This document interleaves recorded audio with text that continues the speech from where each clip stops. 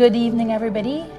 I am Guenet Roberts, and I am here for Caribbean Streaming Network, and I am here with the Prime Minister of Guyana, my lovely homeland. For those of you who don't know, because for a large amount of time here, I don't necessarily lead with being Guyanese. I go with that Caribbean focus. But I am so proud to have you guys here. You guys spoke so well about Guyana. You guys really educated us about what's happening.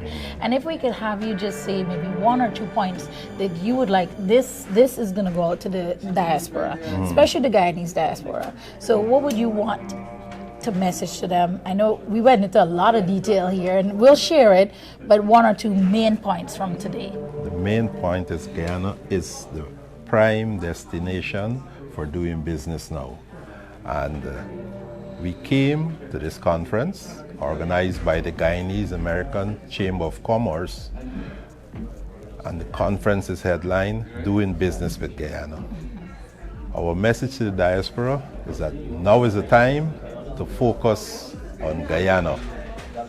Guyana is transforming, and from now over the next 10 years will be quite an interesting period in Guyana, and we want the diaspora to be part of the investors who are coming to invest in Guyana.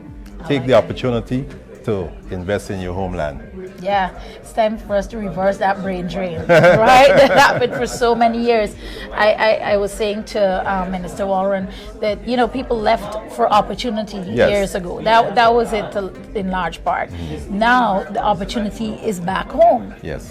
And so, a lot of people's concerns usually are healthcare and safety. And I realize you guys are addressing that as a priority. We are addressing those concerns, as I mentioned before in my address.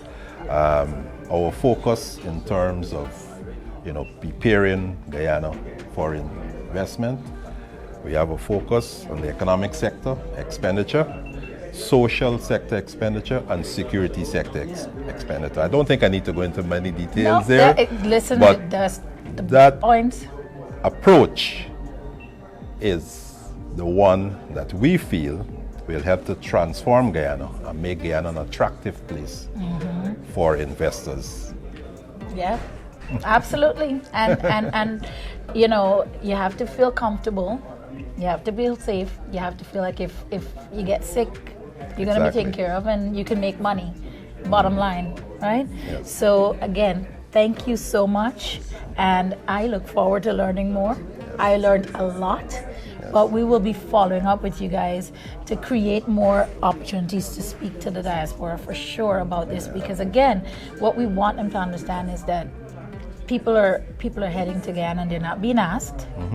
You guys have come out to ask the diaspora here to ensure they take a look and think about investing in Guyana. Yes, when you go online, just Google Guyana and read as much as you can about Guyana.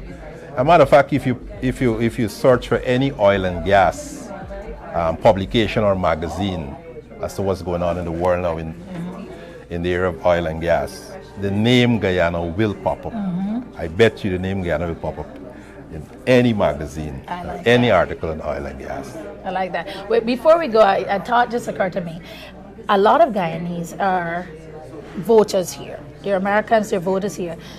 They don't really understand what may be happening with Guyana and Venezuela, and why that should be something they should engage in, and perhaps even be ready to assist the government at a level of pushing up to, I always like to tell our diaspora, they have voting power, which means the politicians listen to them, which means if something is of interest to them, it should be of interest to their politicians. Guyana and Venezuela, just give us a little brief synopsis of where it stands right now, so that folks, people don't maybe understand how serious it is. Maybe in a minute I can explain it simply. People don't understand how serious it is. Maybe in a minute I will try to explain. There is a settled border between Guyana and Venezuela that was settled in 1899 by the Treaty of Washington. However, just about 62 years or so ago, afterwards, Venezuela raised a controversy, pertaining to the border.